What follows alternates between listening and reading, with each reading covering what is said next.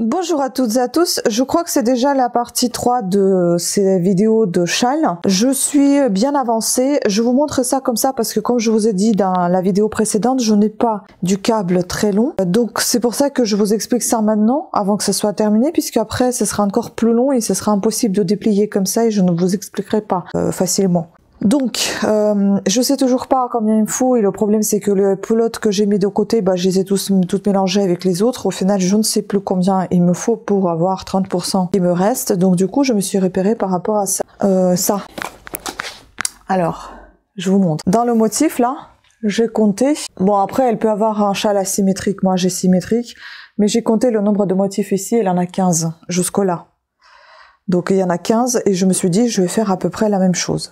J'ai commencé à paniquer parce que le côté haut, il n'arrête pas de s'allonger alors que le côté bas, il avance doucement quoi.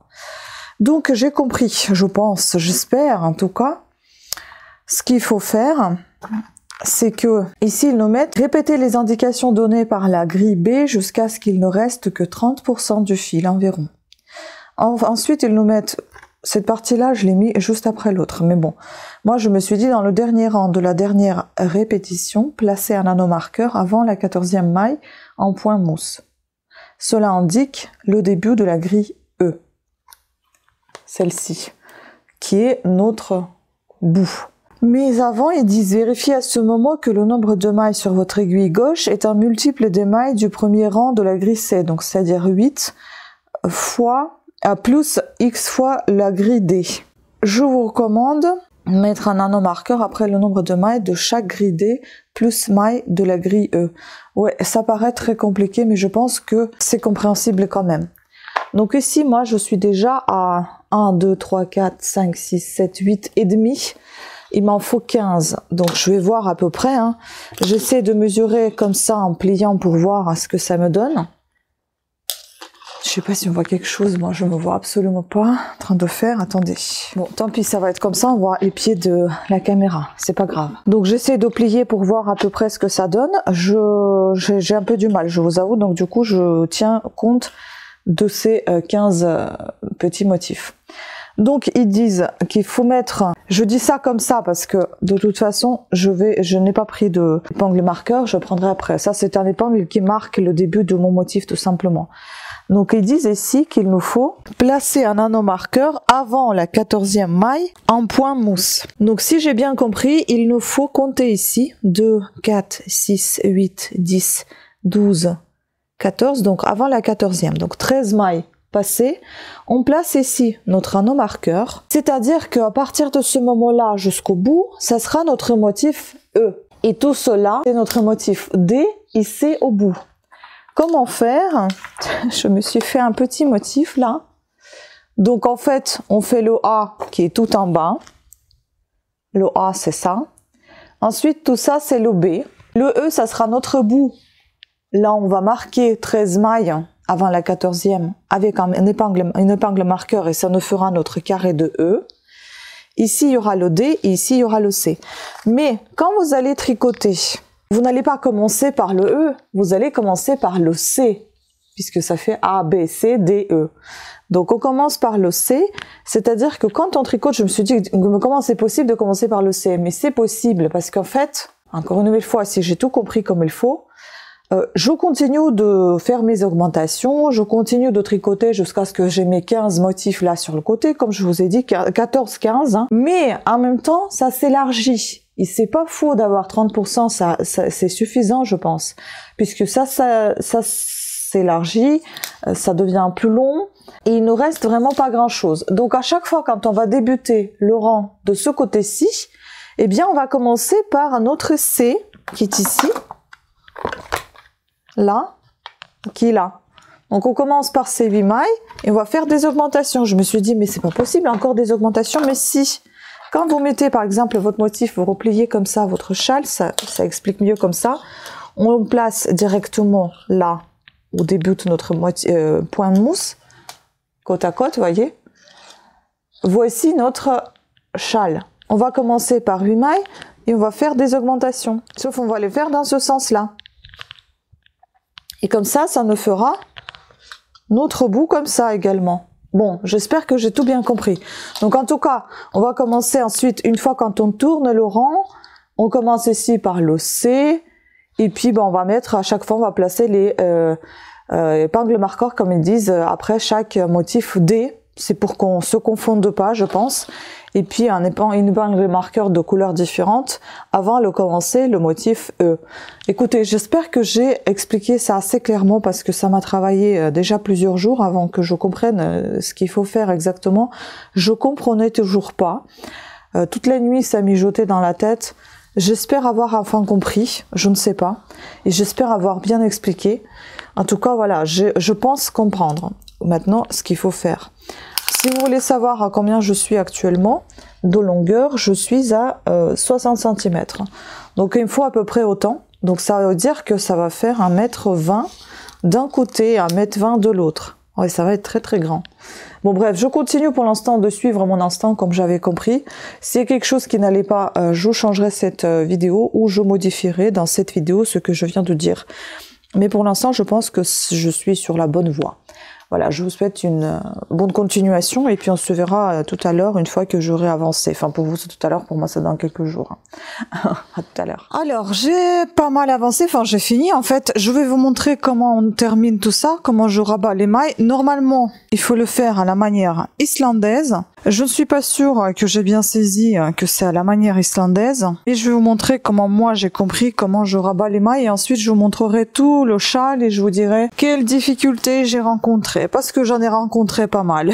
Donc, comme il vaut mieux terminer avec les deux fils, des deux couleurs. Hein. Elle, ce qu'il explique ici, c'est qu'il faut insérer l'aiguille droite dans l'aiguille droite dans la maille de l'aiguille gauche, comme si on allait la tricoter à l'envers, dans la première maille. Ensuite, on va chercher la seconde maille, et on va la passer à travers la première. Puis ensuite, on va tricoter cette seconde maille à l'endroit. Et puis après, vous relâchez tout. Si j'ai bien compris, c'est ça.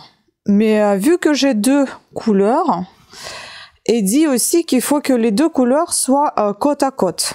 Donc là, ça complique un petit peu la chose, oui et non d'un côté. Je vais, pareil, donc insérer mon aiguille dans la maille première. Je vais chercher à travers cette première la deuxième. Je vais la glisser ainsi. Je vais donc la tricoter à l'endroit avec mon fil blanc, puisque c'est une maille en blanc. Et je vais tout laisser tomber. Mais là, vous voyez, je resserre. Est-ce que comme ça, je rabats mes mailles et ça va pas se défaire? Donc là, je me pose des questions. Voilà, logiquement, ça tient. Ainsi, je vais placer de nouveau ma maille sur l'aiguille gauche. Je vais de nouveau chercher, parce que il faut qu'elle soit côte à côte. Mais là, je comprends pas en fait, vous voyez. Il faut que ça, je fasse comme ça. C'est ce que j'étais en train de faire au départ. Donc, je les laisse côte à côte, c'est ça. Et je vais chercher ma maille bleue et je vais la tricoter à l'endroit. Puis ensuite, je fais tout tomber de l'aiguille. Au final, c'est la même chose. Bon, j'ai décidé de fermer comme ça, je ne sais pas. À vrai dire, c'est la même chose si je fermais mes mailles. Attendez. Je vais voir si je fermais mes mailles de manière classique, est-ce que ça serait pas pareil?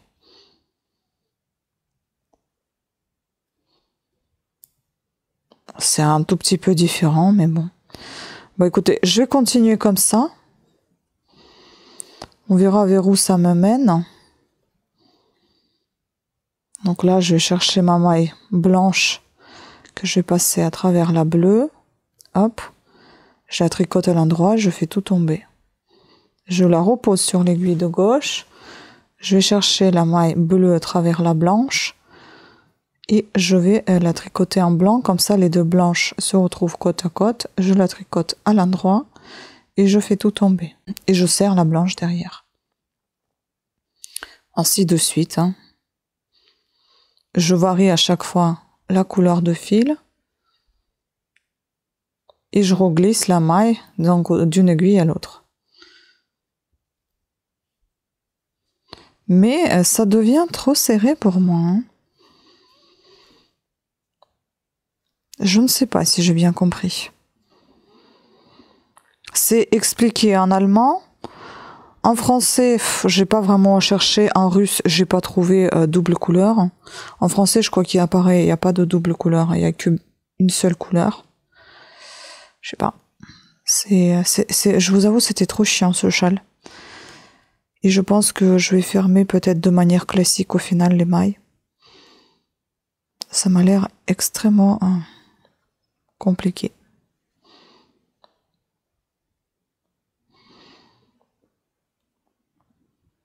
Bon, je suis un peu déçue, hein. De toute façon, je pense refaire encore ces châles-là. Il y a déjà mon rouge et noir que j'ai pas encore fini.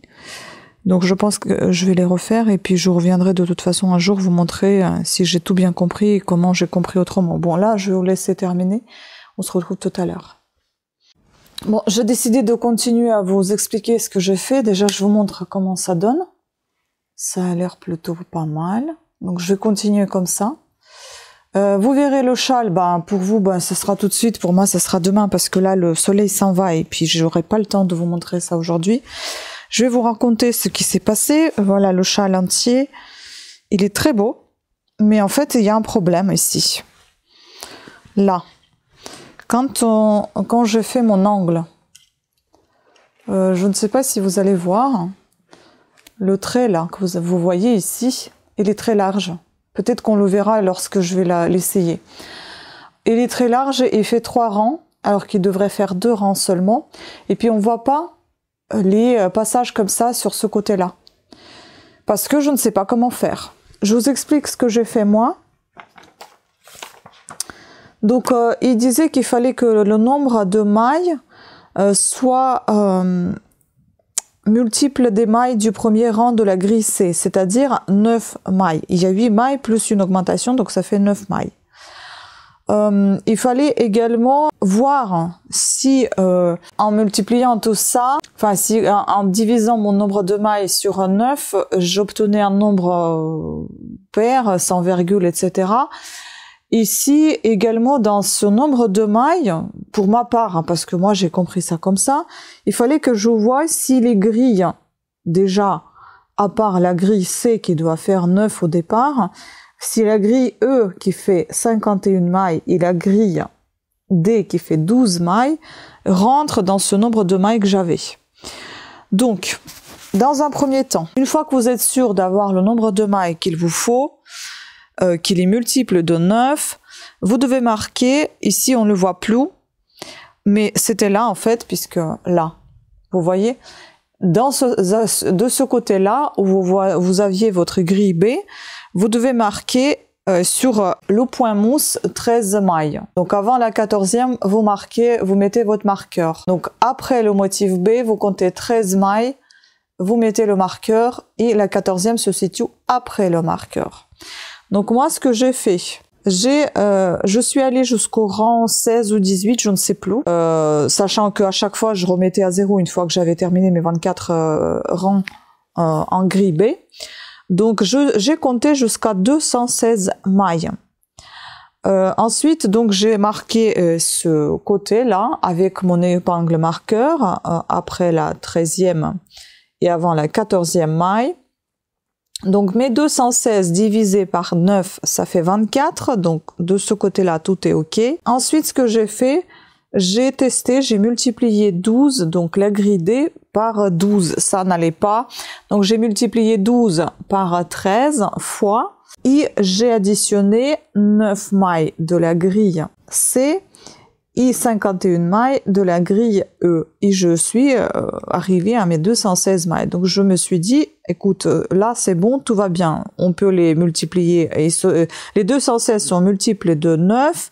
Et puis en plus, quand j'additionne tout ça, j'arrive à mes 216 mailles. Désolée pour tous les chiens qui aboient dans le quartier.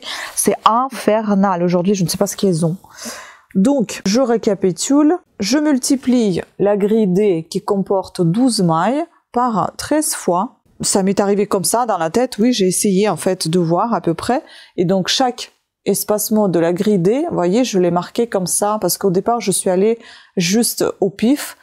pour voir ce que ça me donnait. Et donc j'ai vu que ça allait être à peu près dans les 12 et 13 fois que je devais répéter la grille D. C'est pour ça que le chiffre 13 m'est venu en tête. Donc, je multiplie 12 mailles de la grille D par 13 fois.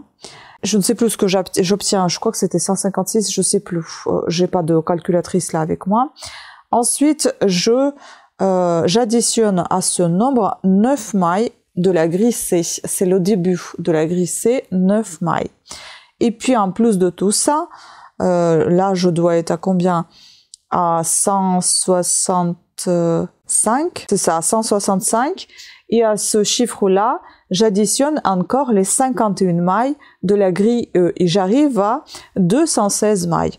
Donc voilà, d'où j'ai trouvé ce nombre. Ensuite, je remets mon compteur à 0 et donc je continue de tricoter comme ça a été préconisé et comme je vous ai dit précédemment. Je commence par ce côté-ci, par la grille C. Je continue. Donc, vous voyez, ma grille C, elle est marquée ici par l'épingle marqueur rouge. Donc, maintenant, désormais, ça fait ce nombre de mailles-là, mais on a commencé avec 9 mailles seulement. Donc là, c'est ma grille C. Ensuite, j'ai continué avec ma grille D qui se répète 13 fois. Et je suis arrivée ici à la grille E, donc dans l'angle de mon châle. C'est pas facile à expliquer, c'est pas facile à comprendre. Donc, comment je fais pour passer à tout ça? En fait, la difficulté se posait au niveau, ici, au niveau de ces rayures, que je n'aurai jamais de ce côté-ci, puisque je n'ai que le bord. Donc, je n'aurai pas à répéter les rayures. Sauf que moi, je me suis retrouvée avec les 2 rangs de rayures bleues. Soit, j'ai pensé qu'il fallait... J'ai recommencé 2 fois, ça c'était le 3e, j'ai laissé tomber, j'ai laissé tel qu'il est parce que j'en peux plus. Peut-être que vous savez mieux, moi je sais pas. Soit il fallait commencer donc le rang 1 de tout ça au côté pair, mais j'avais peur que sur l'envers ça n'allait pas le faire parce que on n'aura pas, au niveau des augmentations, on voit pas tout à fait bien le motif, etc. Donc je ne l'ai pas fait sur le côté envers. Je voulais absolument le faire sur le côté endroit. Peut-être qu'il aurait fallu que je commence avec le fil bleu, mais j'aurais pas eu mon nombre de mailles 216. Donc en fait, quoi qu'il en soit, à chaque fois, je tombe sur cette partie-là que j'ai refait plusieurs fois. Et donc, j'ai pris juste le fil bleu puisque ça commençait au fil bleu et j'ai commencé à l'intégrer comme si c'était du jacquard. Et c'est là où il y avait ma bêtise, je pense. Parce que c'est là qu'on voit clairement, là quand j'écarte ici, vous voyez clairement, ça c'est du jacquard. Tout ce rang-là, c'est que du jacquard. C'est là où j'ai beaucoup galéré. Et logiquement, dans le technique mosaïque, il ne doit pas y avoir du jacquard. Et elle n'a pas ce problème. Je vois qu'elle a clairement bien fait ces petites rondelles comme ça de ce côté-là, alors que moi, je ne les ai pas. Donc, c'est de ma faute. Mais aussi, j'ai envie de vous dire, c'est pas très clair, hein. C'est pas très clair dans le livre. Je n'ai pas vraiment compris les explications. Puis en plus, vous avez la vidéo qui vous explique en allemand, attention, en allemand, la technique islandaise de comment rabattre les mailles. J'ai un peu eu du mal quand même à comprendre ce qu'elle faisait parce qu'il y avait pas mal de paroles. Même si elle était en train de faire des choses, bah, c'était un peu compliqué parce qu'elle s'embrouillait entre les 2 fils. Enfin bon, bref. Donc j'ai décidé de faire ça comme ça. Au niveau de passage, ça, j'en ai trouvé nulle part. Alors que cette fille, elle a la chaîne YouTube, apparemment. Elle s'appelle Sylvie Rache. Donc, mais elle ne montre pas comment faire ses châles, quoi. Donc, voilà. Je mentionnerai son nom sur ma chaîne, évidemment, puisque c'est fait selon elle. Je n'ai pas vu, et c'est elle-même qui est représentée sur la photo. Donc, vous pouvez aller voir sa chaîne, mais tout est en allemand. Et elle présente pas comment faire. Elle présente juste comment on fait technique mosaïque. Comment on rabat les mailles à la manière islandaise, que je n'ai presque pas compris, peut-être parce que je ne parle pas allemand et peut-être que c'était assez clair hein, avec les explications. En tout cas, en visuel, c'était pas aussi clair. Il y a rien de présenté comment faire ce châle. En tout cas, sa chaîne, elle a pas mal d'abonnés, donc vous pouvez y aller, voir, faire un tour si vous comprenez l'allemand. Moi, c'est pas mon cas du tout. Donc, écoutez, l'idée est bonne, mais je suis assez déçue au niveau des explications. Je termine tout ça, je vous montre ce que ça donne. Je vous dis tout de suite combien ça me fait en taille, parce il est énorme ce châle. Je ferai peut-être encore un châle en ligne, mais je vais pas tout faire parce que je ne savais pas... Enfin, parce que voilà, j'ai acheté ce livre, je vais pas faire tout le livre. Comme d'habitude, dès que j'achète quelque chose, sauf peut-être Burda, des grandes marques qui veulent absolument, mais qui veulent et que ça leur fait plaisir qu'on parle d'eux, donc d'elles, donc j'en parle. Les autres, je vais pas trop en parler, mais je ferai peut-être encore un châle pour vous montrer comment on peut faire s'en sortir. Donc déjà, ça fait beaucoup plus que 150 cm en long. C'est vraiment très très long. Hein. On est ici à 182 cm de long et de large. Je vais compter de la pointe jusqu'au le plat là. 89. Donc en gros, on va dire, ça fait 89, 90. Hein. En gros, ça fait double de la longueur. La largeur, ça fait la longueur, ça fait double de la largeur. Voilà, écoutez, je suis satisfaite, oui et non, hein. J'aime bien ce que j'ai fait quand même, j'ai beaucoup aimé de le faire, mais j'aurais voulu de mieux comprendre comment fait-on. Parce que là, vous voyez, on voit clairement ici, il n'y a aucun passage de jacquard, là c'est bien fait. Ici, on voit tout de suite ce jacquard qui gâche tout. Donc, à voir, peut-être que... Encore une fois, je reverrai les explications, je comprendrai mieux, j'en sais rien, parce que moi, c'est pas comme ça que j'ai fait, hein. J'ai regardé plusieurs fois, plusieurs mois, plusieurs semaines, je revenais dessus, je me disais, non mais j'ai pas compris, je vais revoir, etc. Je faisais des dessins et tout, mais non. Donc voilà, pour l'instant, je suis plutôt satisfaite de cette technique dite islandaise. Est-ce que j'ai bien compris cette technique? Est-ce que c'est bien ça? Je n'en sais rien, mais en tout cas, ça a l'air plutôt sympa. Donc je vais laisser comme ça, et puis je vais essayer ce châle pour vous montrer comment il est lorsqu'il est porté. Sur ce, c'était la troisième et dernière vidéo de cette série de vidéos de châle. Je pense que 3, c'est largement suffisant. Je vous ai déjà montré tous les grilles, donc il est inutile que je vous les remontre. Je vous ai déjà dit comment on suivait le parcours tout au début de cette vidéo. Je vous embrasse, j'espère que vous avez réussi votre châle. Et je vous dis aussi d'ailleurs le livre, comment il s'appelle si jamais vous êtes intéressé, c'est Châle et étole, tricot mosaïque, avec un K, Sylvie Rache, Neva un dimanche après-midi, je ne sais pas si c'est l'édition ou c'est quoi. Ça doit être ça, oui c'est ça, Neva un dimanche après-midi. Et de quelle année, je ne saurais pas vous le dire, je pense.